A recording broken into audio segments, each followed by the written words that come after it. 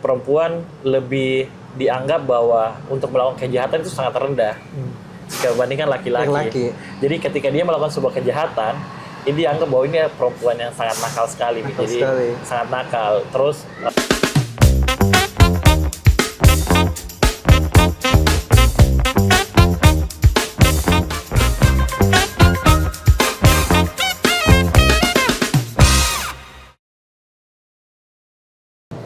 Assalamualaikum warahmatullahi wabarakatuh. Selamat datang kembali pemirsa di podcast Dinas Perpustakaan dan Kearsipan dalam program Bersuara bercerita seputar aksara dan karsa. Ini masuk ke episode 5 dan kita sudah kehadiran satu narasumber dari organisasi Garis Hitam Project.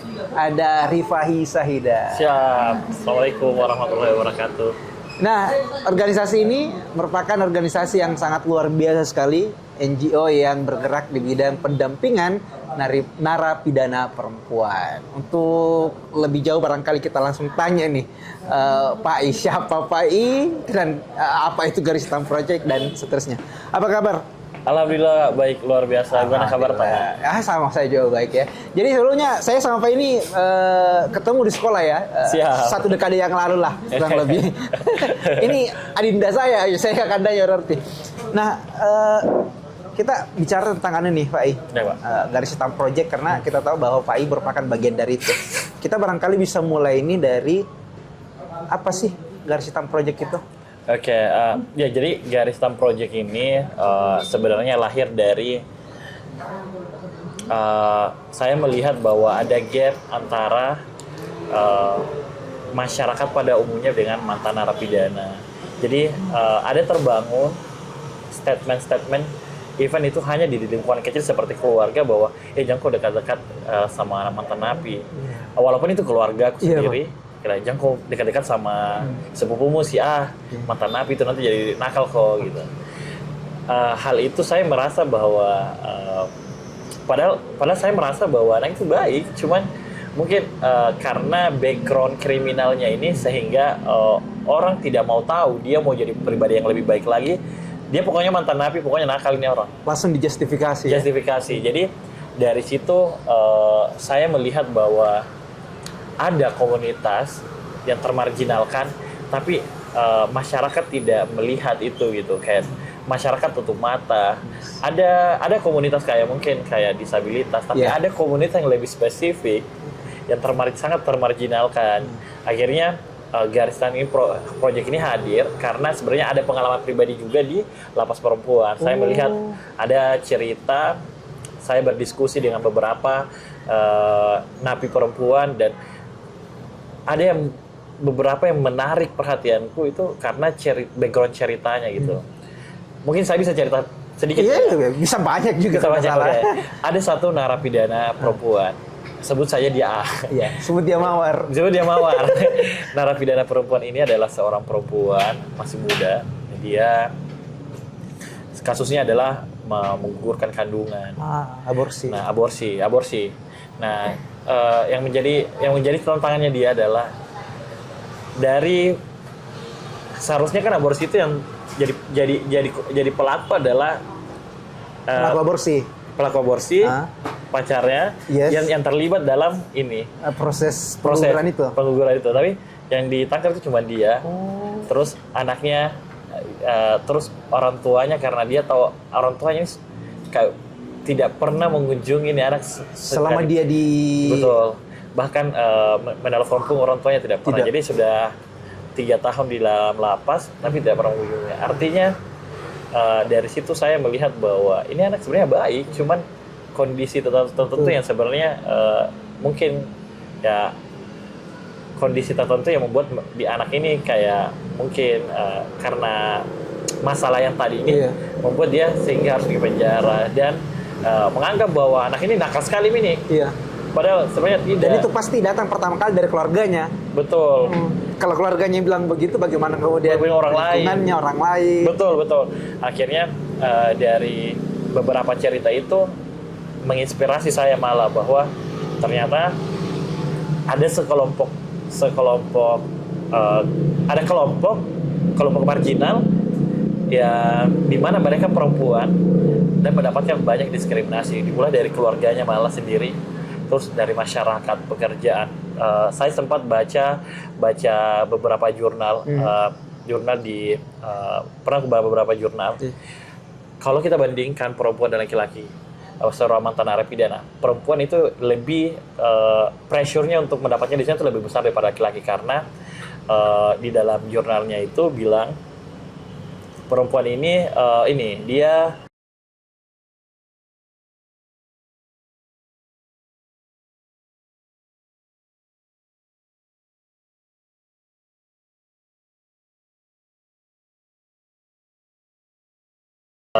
perempuan dianggap adalah sebagai sosok ibu yang harus bisa menjadi contoh yang anak-anak. Jadi dari perspektif itu sehingga timbul bahwa perempuan ini jika melakukan sebuah kejahatan, ini mereka pasti ini kejahatan yang luar biasa ya. Kejahatan luar biasa. Karena pada hakikatnya dia tidak bisa jahat seorang perempuan. Betul, betul Kak. Jadi akhirnya kenapa perempuan akhirnya Garisan Project ini? Tadi ya jawabannya adalah kenapa Garisan Project? Apa yang Garisan Project? Kita adalah lembaga pendampingan bagi mantan narapidana perempuan dan juga narapidana perempuan juga. Jadi kami membantu memfasilitasi kelas pengembangan diri.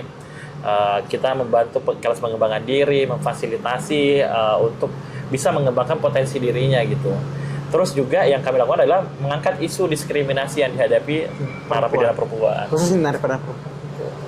Iya, karena kan kalau kita mau fair, apa yang disampaikan sama Fain berarti bisa kita bilang hukum kita terhadap kasus-kasus yang diceritakan tadi sama Pai ya belum begitu perlu direvisi lagi ya. Betul. Ya jangan cuma undang-undang revisi TNI yang dipercepat. Oh. Tapi ada banyak hal yang perlu juga dipercepat untuk direvisi undang-undangnya. Nah, kalau soal Garisan Project tadi, Fain sebagai apa sebenarnya di situ? Iya, jadi saya menginisiasi Garisan Project. Saya yang pertama punya ide itu. Ya. Jadi sebelum lanjut, kenapa tiba-tiba itu muncul? Tiba-tiba itu muncul. Karena pertemuan apa atau ketemu sama siapa? Oh iya, jadi yang tadi saya sudah jelaskan di awal, saya pernah mendapatkan kayak undangan di lapas perempuan bawa materi.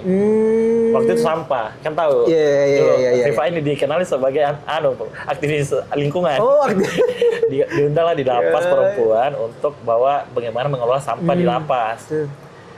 Dan apa ya konfliknya kan? Saya tolak itu undangan. Iya, karena apa? Takut. Oh, Pai sendiri awalnya. Pai sendiri ikut mendiskriminasikan malah. Karena ada ketakutan ketemu kayaknya napi-napi gitu. Iya, betul. Tapi setelah aku pikir-pikir juga, dicatkan lagi sama orang bawah, kayaknya penasaran juga kayak bagaimana nih ini kayak lapas, bagaimana orang-orangnya. Akhirnya aku terima. Dan setelah itu ya tadi ya bersambung dengan yang tadi saya bercerita di waktu yang sudah selesai saya sempatkan cerita-cerita dengan beberapa napi. Dari situ saya melihat ada project ini kayaknya bakal menarik sekali nih project gitu, perempuan mantan narapidana yang mendapatkan diskriminasi gitu, dan diskriminasi ini dan isu ini kayaknya tidak pernah saya lihat di Indonesia karena kan saya anak project banget ya Kak, aktif Kak di kegiatan-kegiatan forum-forum pemuda, kegiatan isu sosial, dan saya tidak pernah Pak lihat ada yang angkat isu ini gitu. Akhirnya saya pulang dari situ, besoknya saja teman-temanku ada beberapa temanku Ahmad, Bojes, Alfa, saya angkat bahwa kayak ketemu dulu deh, ada kayaknya proyekku menarik banget deh dari sini. Akhirnya terbentuk Garisan Project dengan teman-temanku tadi, dengan teman-teman sekolahku, sama teman-temanku dulu di SMP. Iya, dan itu sudah berlangsung berapa tahun itu? Kita sekarang idenya mulai itu di Juni di 2019 sampai sekarang. Berarti sudah mau masuk 5 tahun ya? Masuk 5 tahun. Sudah lama ya. Jadi sudah berapa tuh narapidana perempuan yang dapat pendampingan? Narapidana yang sampai sekarang itu mungkin kurang lebih sekitaran 70 sampai 80 itu sudah ada yang keluar. Tapi sekarang itu ada 53, 54. Ya. Jadi hampir setiap tahun Garisan Project itu ada program di kami ada MOU dengan Lapas Perempuan Kelas 3 Mamuju itu pendampingan dan pelatihan itu selama 4 tahun. Tahun lalu kita perpanjang lagi 4 tahun untuk MOU kerjasamanya. Nah, ada berbagai macam program pelatihan tergantung lagi minat dan bakat dari si napinya, karena dan semua napi anggaplah ada pelatihan menjahit kami lakukan kemarin, semuanya mau menjahit. Ada memang yang kayak tertarik sekali menjahit, itu yang kami coba penuhi gitu, kayak yang beberapa menjahit karena lagi-lagi kita mau memenuhi passionnya mereka supaya mereka kerjakan yang enak gitu. Ada yang suka bikin makanan-makanan, kita coba. Ada mungkin yang tata rias. Ada yang tata rias. Kemarin ini insya Allah kayaknya dalam waktu dekat kita akan ada tata rias. Karena setelah kami lakukan lagi diskusi-diskusi apa nih yang menarik gitu. Ada yang tertarik beberapa tata rias, dan kayaknya kita akan melakukan pelatihan tata rias. Sama yang lalu-lalu ada yang bikin anyaman-anyaman, ada yang bikin juga produk-produk recycle kayak gitu, banyak. Jadi luar biasa sekali ya yang dikerjakan sama Garis Hitam Project ini. Satu NGO yang barangkali juga di Indonesia baru Garis Hitam Project yang fokus terhadap narapidana perempuan ya. Mungkin narapidana yang lain ada ya, ini betul. Spesifik ke narapidana perempuan. Betul. Nah, segala bentuk kegiatannya Garis Hitam Project itu terdokumentasi dengan baik berarti. Kita terdokumentasi dengan baik. Kita bikin video, konten. Animo masyarakat terhadap Garis Hitam? Malah saya bandingkan dengan jadi Mamuju sendiri, malah animo dari luar Sulawesi, luar Mamuju malah yang lebih banyak gitu. Sangat banyak. Kami pernah ini animonya luar biasa. Dari Garis Hitam Project itu tiap tahun kita buka namanya internship program. Jadi anak-anak yang anak mahasiswa yang pengen belajar isunya, pengen belajar manajemen organisasi dan lain, itu kami membuka ruang kepada mahasiswa untuk belajar internship. Jadi mereka magang selama 1 tahun. Itu kami gaji per bulan, tapi tidak banyak. Paling kayak penggantian saja kota ya. Nah, itu bayangkan ada 800 yang kirim kami CV. Itu dari berbagai daerah. Itu pertama kali kan seumur hidup nge-revisi kan. Kayaknya aku tahu jadi HRD itu. Skip.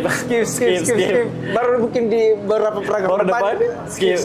Dan itu betul-betul maksudnya dari situ saya melihat antusiasnya orang ini.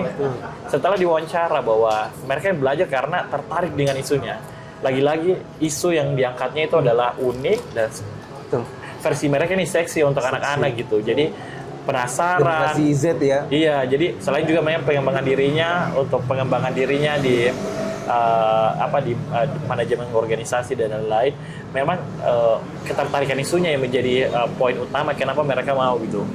Itu kita buka volunteer pernah sampai 3 grup WhatsApp. Karena kan dulu saking banyaknya karena dulu kan ada maksimum di grup itu kayaknya 200-an atau 300-an gitu.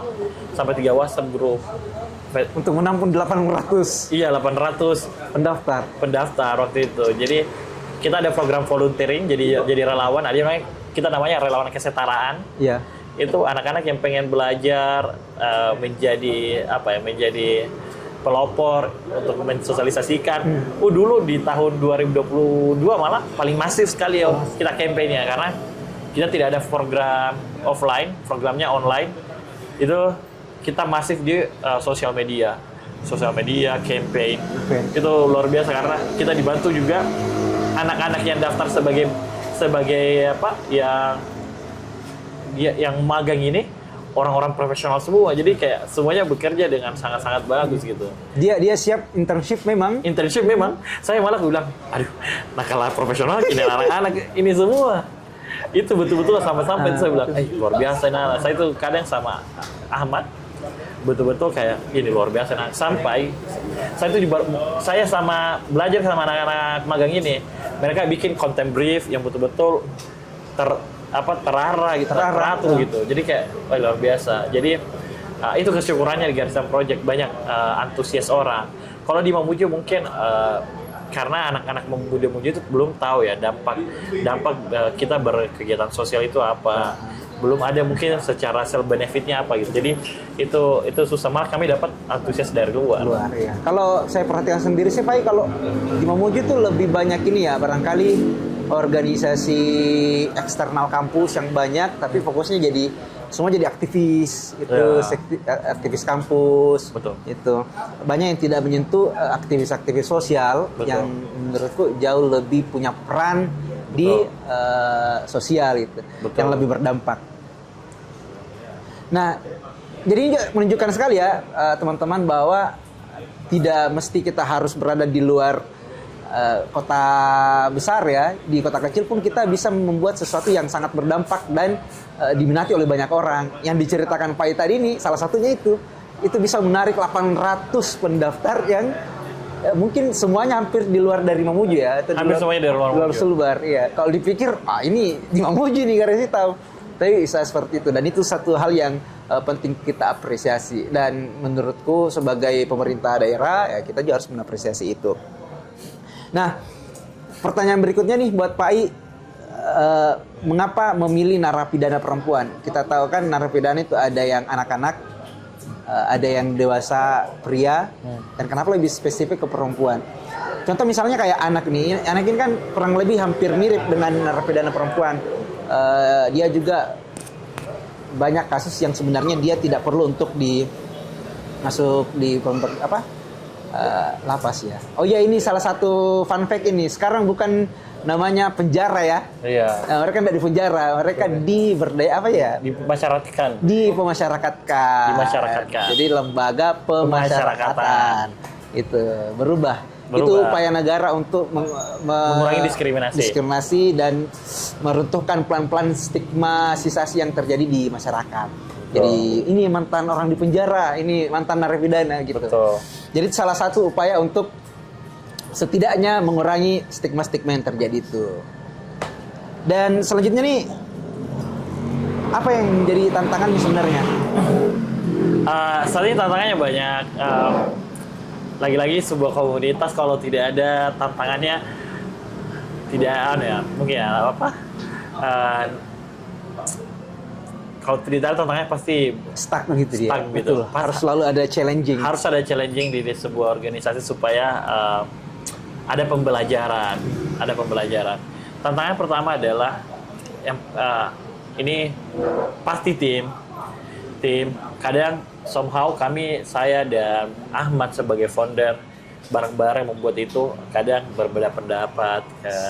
Itu kadang tantangannya luar biasa karena kadang yang saya percaya bahwa ini akan bagus, Ahmad pun akan sedemikian rupa gitu. Jadi solvingnya adalah kami biasa voting kayak ini. Oh, lebih ngevote dia. Voting kayak menurutmu siapa? Kadang-kadang kita ada anak-anak ya magang, ya, tim baru gitu, kayak voting kayak mana. Ya kadang ya selalu ada yang kayak tidak kurang terima gitu. Iya. Cuman ya namanya proses, jadi kayak ku jadikan bahan evaluasi juga bahwa tidak semua yang kuinginkan itu bisa saya kontrol karena tidak sendiri kan di dalam. Ini adalah tim Garisan Project itu adalah bukan perseorangan tapi adalah sebuah tim. Betul. Kedua juga adalah karena kita pendampingan, karena kita adalah program pendampingan pengembangan kapasitas diri, kita selalu masih kekurangan anggaran gitu. Anggaran. Jadi kebanyakan dari Garisan Project ini kita mendapatkan anggaran itu dari funding dari luar. Ada dari luar negeri, ada juga memang dari perusahaan-perusahaan tertentu. Nah, tapi itu submit ya Garisan Project untuk misalnya kasih satu proposal, atau memang dari awal funding yang tertarik untuk saya denai deh. Oh betul. Nah, menarik pertanyaannya. Ada funding, ada yang memang pengajuannya dari luar. Kemarin baru-baru juga kami dihubungi sama Tokopedia, kayak diajak untuk CSR-nya untuk kerjasama. Jadi kayak kemarin itu pikirin kita untuk Tokopedia sebenarnya. Untuk Tokopedia. Saya nanya kenapa Tokopedia ini? Iya, jadi ada Tokopedia, terus ada juga memang kami yang summit gitu. Kayaknya mostly kami juga targetnya memang itu funding luar, karena hubungan membangun track recordnya ini Garisan Project supaya bagus gitu. Makanya pilih-pilihnya itu adalah di funding luar negeri. Betul. Adapun juga dalam negeri kita juga ada namanya campaign.com, Campaign for Change. Itu lembaga dari Indonesia dan juga Singapura. Itu juga hampir setiap tahun bantu kami funding. Sama terakhir kami kerjasama juga dari kampus. Itu sudah 2 tahun kami kerjasama dari BINUS Business School. Itu sudah 2 tahun mereka bantu funding dan juga mengajak kerjasama untuk mahasiswa masternya untuk pitching projectnya tentang sosial isu. Ya, makanya kemarin ke BINUS ya presentasi. Iya, betul. Betul BINUS. Iya, keren sekali. Jadi apa ya? Kita mau bilang melalui jalur organisasi ini kita bisa menjadi something di situ. Jadi kita awalnya niatnya ikhlas untuk membantu, memberdayakan, memberikan dampak yang baik ke sosial kita, tetapi secara tidak langsung sebenarnya dampaknya juga kepada kita yang memberi dampak itu. Betul. Iya, karena kalau kita bicara misalnya kayak FAI sendiri sebagai pionir, sebagai orang yang prakarsai garis hitam project, ya dia sudah kemana-mana untuk menjelaskan apa itu garis hitam project. Jadi seperti yang saya bilang tadi ya, bahwa aktif di organisasi itu atau kita membuat organisasi di bidang sosial itu dampaknya bukan hanya kepada kita yang memberi dampak, tapi kita juga sebagai penggerak itu akan berdampak. Termasuk nih FAI. Jadi FAI ini sudah banyak sekali pergi ke banyak tempat untuk menjelaskan apa itu garis hitam project. Kalau tadi saya baca-baca CV-nya yang berbahasa Inggris, itu sangat luar biasa, bahkan sudah sampai beberapa negara Asia Tenggara dan saya cukup yakin karena itu ya, karena aktivitas sosialnya. Jadi Pak ini sudah pernah ke United States of America, pernah ke mana lagi ya, ke Vietnam, dan beberapa di provinsi-provinsi di Indonesia untuk membicarakan tentang aktivitas sosial. Mungkin sebelum kembali ke garis hitam project, mungkin bisa cerita tentang perjalanan itu Pak. Oh iya, jadi betul Kak. Ternyata saya itu baru tahu pada saat bekerja di social project itu bahwa ternyata value berdampak dan juga pengembangan diri dalam NGO itu sangat berdampak. Malah nilai kita, value kita sebagai individu itu akan lebih baik gitu, karena project itu selain kita memang kan pasti ada pembelajaran ya, karena kalau mengerjakan project banyak skill-skill baru yang kita pelajari. Awalnya kan saya konsennya ke situ, skill-skill itu yang pengen pelajari gitu. Supaya tetap relevan ya. Supaya relevan. Tapi ternyata saya baru sadar bahwa ada value itu yang ada value-value sosial itu ternyata menarik orang-orang luar untuk membawa kita untuk melihat dunia yang lebih besar gitu. Jadinya saya di project sosialku itu ada selalu ada kesempatan opportunity untuk apply program untuk pengembangan diri, karena saya percaya bahwa Rifa ini harus selalu berkembang. Akhirnya ikut program pengembangan leadership di Amerika Serikat, dapat program dari beasiswa dari pemerintah Amerika ke Vietnam, Thailand, beberapa program internasional lainnya yang saya dapat itu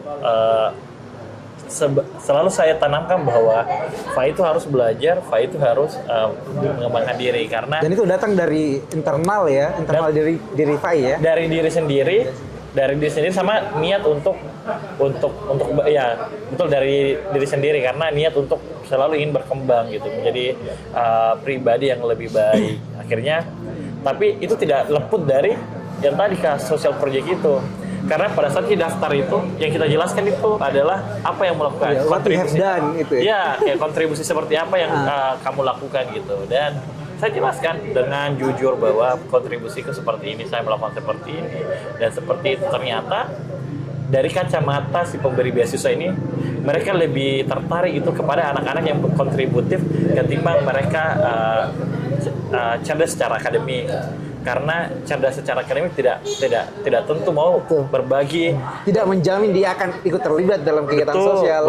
Betul. Makanya mereka sangat mencari anak-anak muda yang betul-betul kontributif, yang berdampak, yang punya gerakan sosial yang dia inisiasi, atau dia bergabung sebuah NGO atau komunitas sosial yang berdampak gitu. Karena pada akhirnya pemberi beasiswa ini harapannya Setelah kamu belajar di luar, balik kamu akan kembali untuk berkontribusi untuk kembali cari kerja sendiri dan fokus untuk diri sendiri. Mereka harapannya adalah kita terus untuk berkontinu, berdampak. Jadi agent of change. Ya, menjadi agent of change. Malah jadi, harapannya bukan menjadi agent of change. Tadi memproduksi agen-agen perubahan. Betul. Jadi datang menjadi orang yang bisa menghadirkan orang-orang baru lagi. Betul. It's not just be a leader, tapi create a leader gitu. Create the leader. Itu menjadi penting ya. Artinya kan kita bisa lihat di situ kita tidak pernah mementingkan sebenarnya diri sendiri, tetapi tujuan akhirnya adalah bagaimana supaya kita berdampak ke lebih banyak orang yang alhamdulillahnya justru akan juga berdampak terhadap kita. Dan itu juga barangkali bisa jadi satu motivasi buat teman-teman gitu, supaya ayo deh kita berbuat lebih banyak, ayo kita berkontribusi lebih banyak, karena yakin sesuatu itu akan menghasilkan value yang lebih besar gitu. Dan itu kadang-kala di luar dari apa yang kita ekspektasikan. Coba kalau tidak percaya, karena Pak Is sudah mencoba itu. Ya, betul, nah, betul. Bagaimana garis project ke depan? Apa-apa saja yang ingin dikerjakan?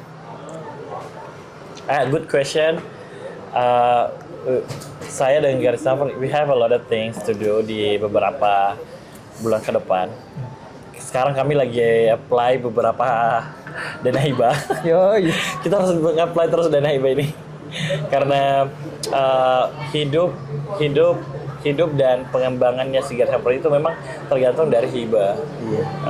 Karena membantu mengembangkan orang itu butuh funding gitu. Betul. Akhirnya sekarang kami ada project itu yang lebih realistisnya untuk membantu mantan napi-napi ini. Jadi kami ada project concernnya kita ke literasi keuangan dan juga bisnis kecil. Jadi kami rencananya bikin bantuan kepada mantan-mantan narapidana. Mereka akan belajar literasi keuangan, bagaimana mengatur keuangan, bagaimana kalau kita berbisnis ini membuat tabungan supaya bisa saving tapi bisa juga hidup berjalan gitu.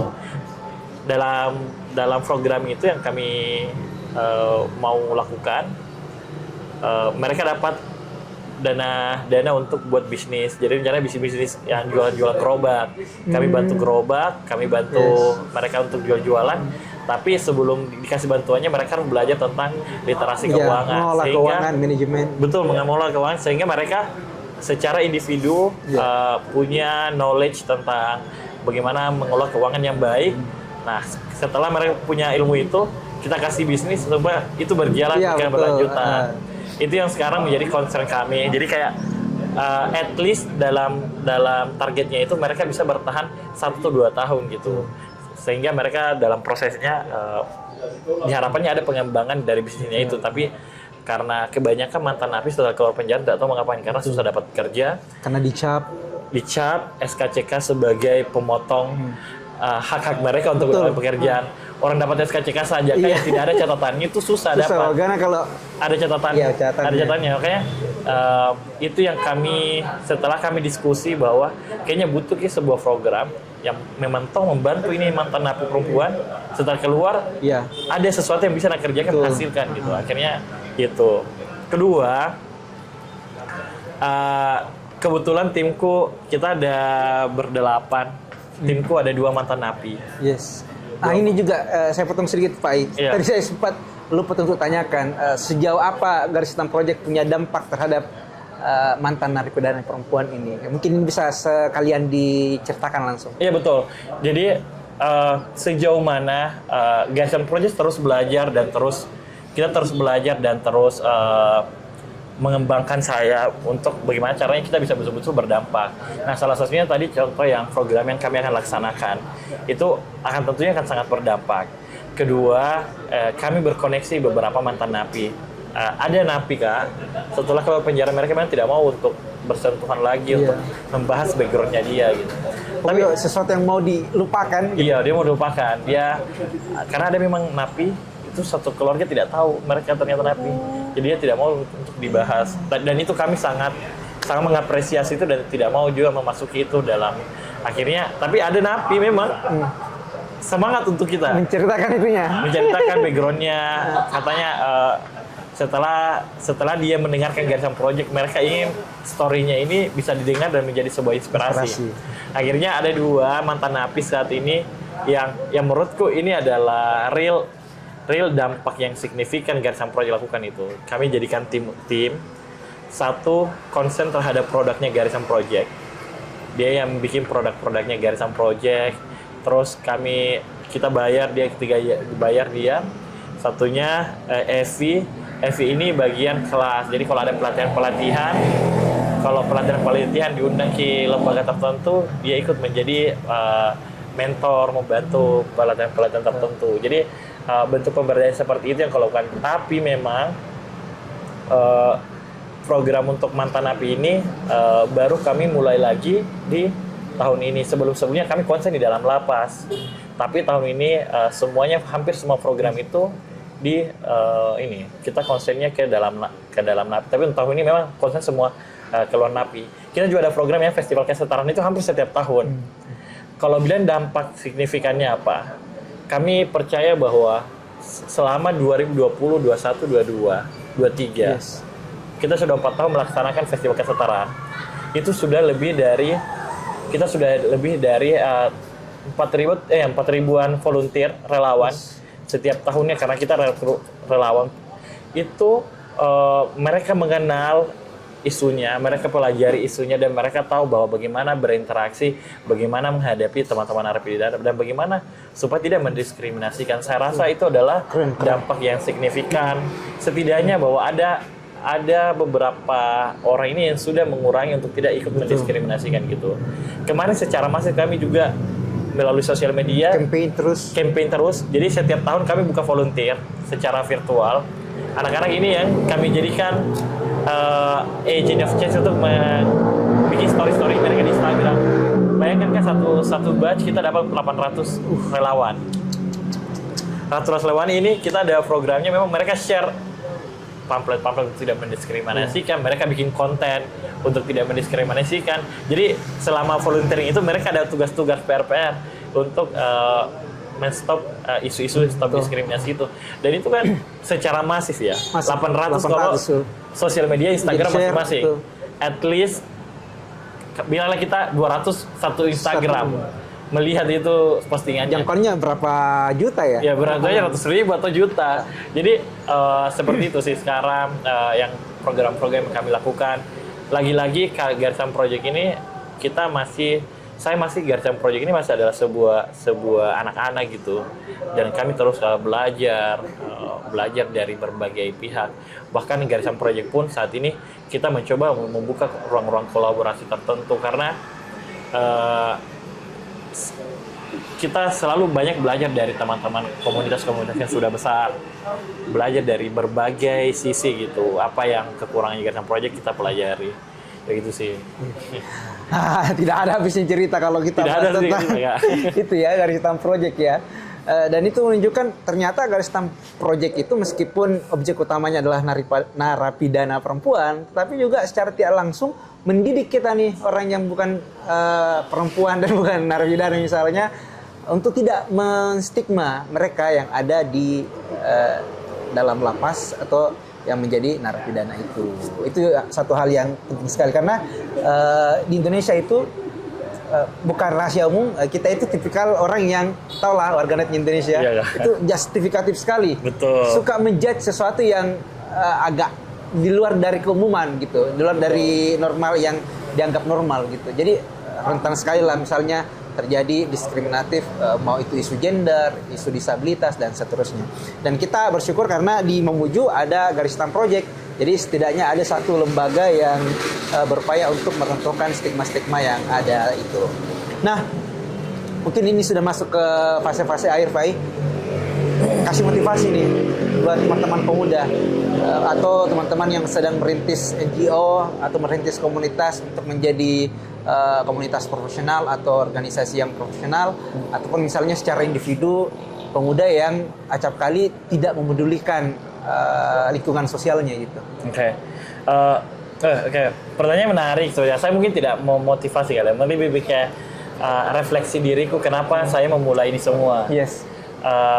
Saya selalu ada selalu ada prinsipku bahwa saya itu mudah sekali dan mudahnya sekali kayak terus hidup itu sekali dan saya mau meninggalkan legasi hal yang baik itu di sekitarku karena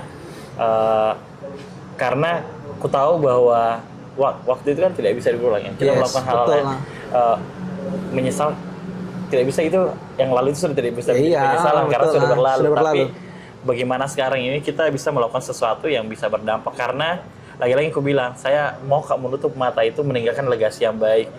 Setidaknya ketika saya menutup mata, orang-orang mengingat saya bahwa Rifai melakukan hal seperti ini gitu. Jadi legasi-legasi itu yang pengen ku tinggalkan. Jadi walaupun tidak bisa meninggalkan, kalaupun nanti kalau saya tidak mau meninggalkan kayak hal-hal yang dikenang itu hal-hal yang mungkin menurutku tidak esensial, tidak penting.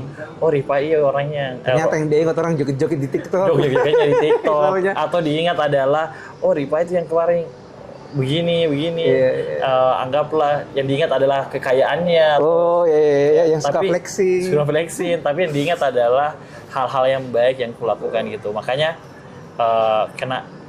kenapa saya terus untuk berkontribusi, karena saya meninggalkan hal yang baik. Karena sekali lagi bahwa aku tahu bahwa kita tidak pernah tahu memprediksi kapan kita akan meninggal ya. Yes. Jadi yang paling penting adalah berbuat baik, terus untuk bisa berkontribusi. Karena saya tidak tahu ya Kak, ada memang kesenangan untuk sendiri ketika saya berbuat sesuatu, orang-orang tersenyum dan itu ada kepuasan batinku yang menurutku tidak bisa ku bayar dengan apapun itu gitu. Makanya kenapa dari 2014 Kak konsisten Kak nggak melakukan proyek sosial itu, karena ada kesenangan batinku ya. Mungkin teman-teman lain punya kesenangan batinnya yang lain. Bukan ini kan yang passion barangkali. That's exactly kayak we call it passion. Nah, itu yang mungkin, tapi pada akhirnya adalah yang pengen sampaikan ke teman-teman pemuda bahwa berbuat baik itu adalah kedengarannya mudah, tapi sebenarnya untuk melakukannya mungkin akan sangat challenging. Jadi karena berbuat baik itu terkadang tidak dilihat baik, tidak semua orang melihat baik gitu. Iya betul. Jadi lakukan yang pengen kalian lakukan, teman. Kalau itu passionmu, selalu ada jalan untuk berbuat baik. Kamu konten kreator, kamu bisa melakukan hal-hal yang baik. Kamu anak IT, kamu bisa melakukan hal yang baik dengan bidangmu itu gitu. So tidak ada ruang batasan untuk berbuat baik. Jadi kalau kamu berbuat baik, Kak, saya kayaknya anak bidang kayaknya tidak bisa berbaik. Bisa. Kamu kayaknya saya anak wibu Kak, kayaknya suka kayak bisa, selalu ada jalan. Selalu ada jalan, betul. Selalu ada jalan. Jadi tidak ada dibilang kayak bukan kayak anak sosial banget saya. Asal kan jangan batasi, jangan pasang barrier ke iya dirimu, betul, jangan gitu. pasang barrier untuk dirimu, karena berbuat baik itu tidak ada batas gitu. Jadi explore dirimu, karena yakin nggak percaya, ketika kamu passionate dengan isu itu, kamu konsisten, yakin dan percaya kamu akan mendapatkan sesuatu gitu. Apakah nanti, saya tidak tahu sesuatunya, apakah nanti siapa tahu sesuatu, orang-orang yang membantu hari ini adalah orang yang akan bantu kamu di masa depan. We never know.